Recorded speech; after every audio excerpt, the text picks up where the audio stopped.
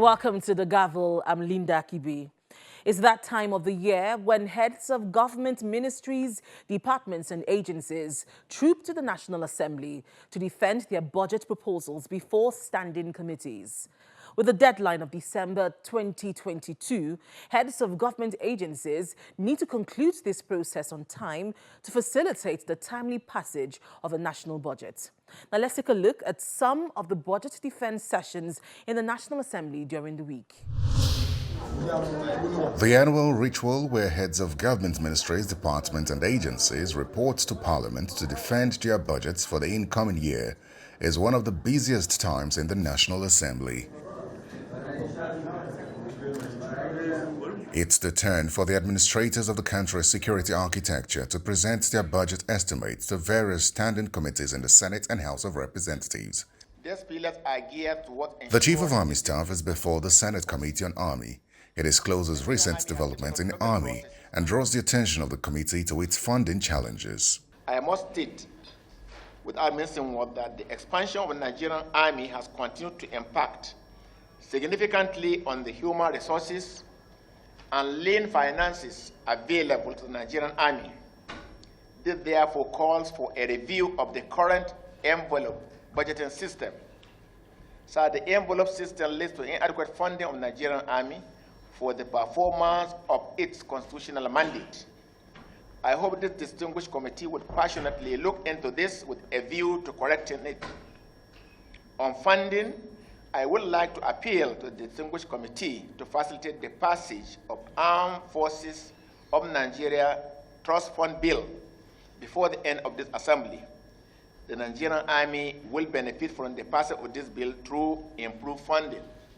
The committee chairman requests that the rest of the meeting holds behind closed doors, and journalists are asked to vacate the meeting room without being given information about how much the Army is requesting for in its 2023 budget. The chairman, Senate Committee on Army, briefs journalists on the outcome of the session. The committee have resolved to invite the Minister of Finance to have a discussion on this matter and to emphasize the need to make releases to the Nigerian Army because it is a different institution facing different challenges at this time. The last time we met, the Ministry of Finance promised the committee that their releases will be made upfront, and that is to say by now the list they would have released to the Nigerian Army would have been 83%. So we will invite the Minister of Finance to explain, even though we know that we are facing financial challenges in the country generally and it's global, but this is security and it's a matter of priority. My name is... In another meeting room, the Minister of Defense is before a standing committee to defend the ministry's 2023 budget. But a committee member raises a matter which involves the condition of a Navy ship NNS Aradu. This issue is a very important matter, particularly now that really the country is bleeding. So we think there is no way in which we, the National Assembly, can go ahead with this matter without getting the Ministry of Defense, getting it on board, so that at least we know what is going. But it is agonizing, really, for us and for this nation to be having an asset, a whole flagship of the second wing of the Nigerian military, lying idle. With that ship, could have made a difference in the Nigerian security architecture if it were taken up. So I am just appealing and bringing to the attention of the committee, so that the minister takes this issue very, very seriously, so that we can, get together with him to sit down and work out the ways and means, of bringing that ship back, into the service of the Nigerian Navy. The committee chair calls for the meeting to continue behind closed doors in what has become a regular practice in budget defense sessions involving security agencies. However, the committee chair briefs journalists afterwards on the resolution reached as regards the Navy vessel. Another member of the committee explains the significance of having the vessel revived. You know that we have so much problem with oil theft, especially in the Gulf of Guinea and all that. If the frigate is working, the frigate can observe things over 100 kilometers from it or 200 kilometers from it. If it is located here and it is working, you can see something far ahead of that place in real life. For instance, larger ships coming to steal, conniving with people to come and steal oil. If the frigate is working, they'll be able to know whether the ship is coming genuinely, whether it is really clear to come and do business in Nigeria or not. So repairing it or putting it to work is supposed to be a very major national program. But seeing the budget of the country and the way our economy is, it will be difficult to buy another vessel as big as that or with that level of quality. So the best we will do, the makers are still there, the companies are there. Again, there are also many other organizations that can put it back to use, which are modernizing it to be equipped with modern weapons and all that. Meanwhile, in the House of Representatives, the Minister of Defense, while appearing before the Committee on Defense, reacts to a question on the terror alert by the US and UK embassies. What we need is prayers from the United States not giving us information that will make our citizens either confused or not be able to take appropriate action. And our Minister of Foreign Affairs is taking that up to ensure that information of such nature are brought to the notice of the ministry before disseminating it to into the society. I think we are on top of the situation. The threat is not very real, but we are not taking it kindly. We are doing all we can to ensure that the peace and progress of Nigeria is maintained. The remainder of the budget defense session holds behind closed doors. Let's take a look at some budget defense sessions in the House of Representatives during the week. The National Drug Law Enforcement Agency says 28 drug barons have so far been arrested and are being prosecuted. The chairman of the NDLEA stated this during the agency's budget defense at the House of Representatives during the week. He also informed the committee that 2 methamphetamine laboratories have been closed down in Anambra and Lagos states. We've arrested and are prosecuting so far 28 barons with seizures worth billions of naira. Indeed, one of the barons alone we found had 103 bank accounts with a total balance of over 20 billion naira, which we have frozen. The cannabis sativa, we've seized over 255 metric tons, cocaine over 3 tons, heroin is all there, psychotropic substances, methamphetamine. We closed down 2 of the labs, one in Anambra, the other in Lagos. We seized tramadol, over 45 tons of it this year, and the arrests and convictions are also shown. As well, the number of persons counseled and rehabilitated, over 6,000. Practices Convention. Meanwhile, the House Committee on Public Accounts had summoned the Minister of Finance, the Director General of the Budget Office, and the Accountant General to explain why the Office of the Auditor General is undermined. The chairman of the committee stated this while rejecting the 2023 budget proposal of the Office of the Auditor General of the Federation. Committee members are unhappy that only 62 million naira has been budgeted for the Office of the Auditor General as against 2.5 billion naira initially proposed. Why would you allocate several billions to auxiliary institutions and you are giving 62 million naira to the Office of Auditor General of the Federation to fund capital? A constitutional office. They have to go cap in hand to beg for workers. They are understaffed, they are undermined. They cannot conduct performance audits. As we speak, this office is here to lay their reports in respect of 2020 and 2021 financial years.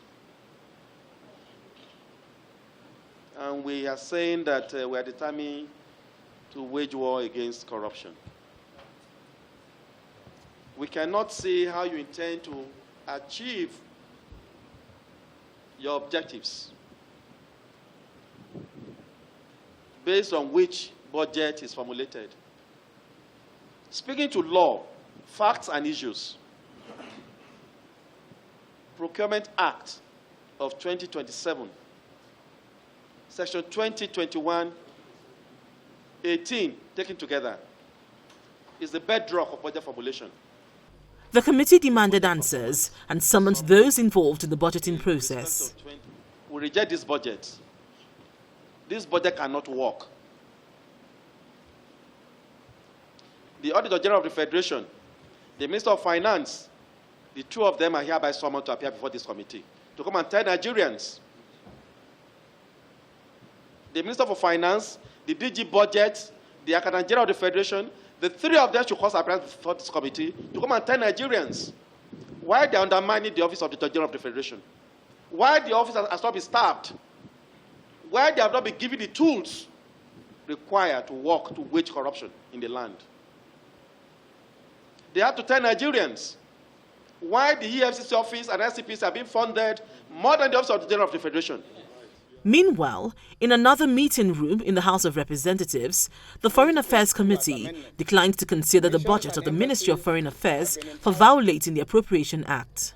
Missions and embassies have been empowered to constitute their tender board for the purpose of the procurements they need to make. We have called the attention of the Minister to this act, but he has continued to direct the missions not to obey this law in spite of receiving about 4 letters on the issue. The Minister has continued to authorize the spending of monies generated through administrative charges at the missions without being appropriated by the National Assembly. The committee has resolved as follows: that it will not consider the present 2023 appropriation proposal of the ministry until it does the following. 1. Direct all missions to abide by Section 10 of the 2022 Appropriation Act as amended. 2. Furnish the National Assembly with the 2023 budget proposals in respect to targeted revenues from administrative charges at the missions and embassies. C. Furnish the committee with the list of unspent funds under the capital component of the missions allocations for the necessary waivers of the National Assembly. We're not flouting it in any way, and I have certainly never sent or signed anything to any mission to tell them to disregard those requirements. Even if you are not aware, you are the head, you should be aware today that telex have been sent to embassies to disrespect and disregard the law of the Federal Republic of Nigeria. And so that is why we are not going to take your budget presentation for 2023 until these infractions are adhered to for the good of the country and for the good of all of us. The committee will go through the documents you have just presented to us, and then we will communicate you for a new date if the committee thinks these documents satisfied what we have demanded from the ministries. You're welcome back to the Gavel. The Senate committees on Power, Works and Housing, as well as INEC, played host to the supervising ministers in these sectors who came to the Senate to defend their 2023 budget proposals. The Economic and Financial Crimes Commission, EFCC, is to launch an investigation into a $6 billion Mambila Power project, which is the subject of a legal tussle. The Minister of Power, Mr. Abubakar Aliyu, made this known while appearing before the Senate Committee on Power to defend the ministry's 2023 budget. The chairman of the Power Committee had questioned the status of the Mambila Power project, describing it as a mirage. Responding, the Minister of Power said the ministry has met with stakeholders and all issues of concern are currently being resolved, adding that the issue of litigation on the Mambila Power project is hampering the execution of the project. I know that your predecessor, about $1 billion was given to the government of Taraba State for that purpose. In this budget, there's provisions for well-being, there's provision for consultancy, there is also money provided for surveyors, that all kinds of consultancy monies that are put in this budget on Mambila. Our lawyers were with us last week to interface and get more information. So this is the situation we are in Mambila. Unless we are able to pull that litigation down, I don't think we will go back there because the funders, the Chinese Exim, they will not bring their money where there is encumbrances in terms of litigation. The Minister of Works and Housing, Mr. Babatunde Fashola, says outstanding liabilities owed contractors handling road and housing projects across the country stands at 956 billion naira as at September of 2022. Mr. Fashola disclosed this on Wednesday at two separate budget defense sessions with the Senate Committees on Works and Housing. He said the federal government is owing contractors handling the National Housing Scheme 191.75 billion naira, while 765 billion naira is owed contractors handling road projects across the country. We have a cumulative amount of 765 billion and 17 million naira, 138,752 naira and 92 kobo as unpaid and outstanding certificates. And this number is important when you see what is in the envelope for 2023. And these certificates are not just certificates owed to contractors, they are payments owed to the contractors' suppliers. Meanwhile, the Independent National Electoral Commission (INEC) is requesting the sum of 50 billion naira for its 2023 budget, an increment of 10 billion naira compared to its 2022 budget, which was 40 billion naira.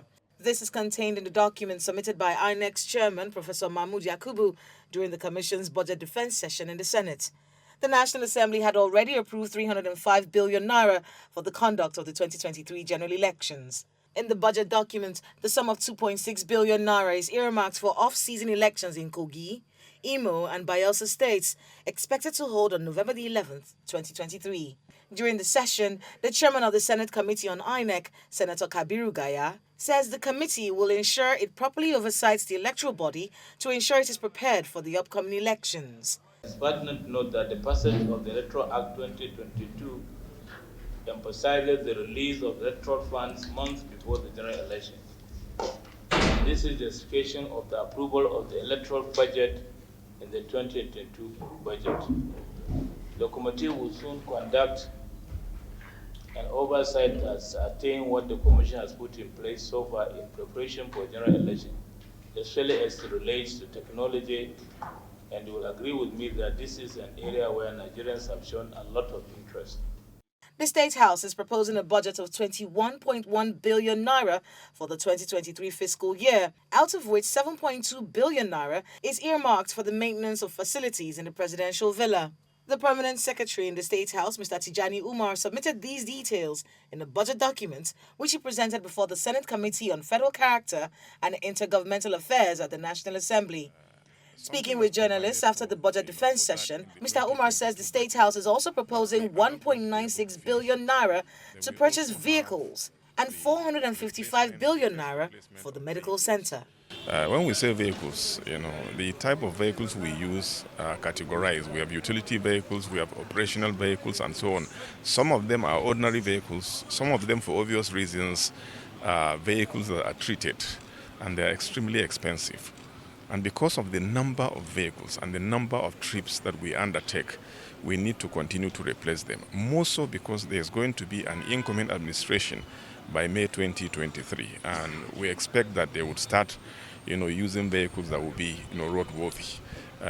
We also have the annual routine maintenance, the maintenance of the presidential villa facilities. These facilities are numerous. We have the presidential lounge at the airport, we have the State House Conference Center, we have the presidential banquet hall, we have the president's office, vice president's office, we have their residences, we have the guest houses, we have the auditorium, we have several facilities. Some of these budget defense sessions in the Senate and House of Representatives are taking place behind closed doors. And we spoke with two federal lawmakers to understand why. Well, in some cases, as you have seen now, this is we just came out from a security agency where I asked specific questions on the exponential increase in particular budget lines, and they answered me.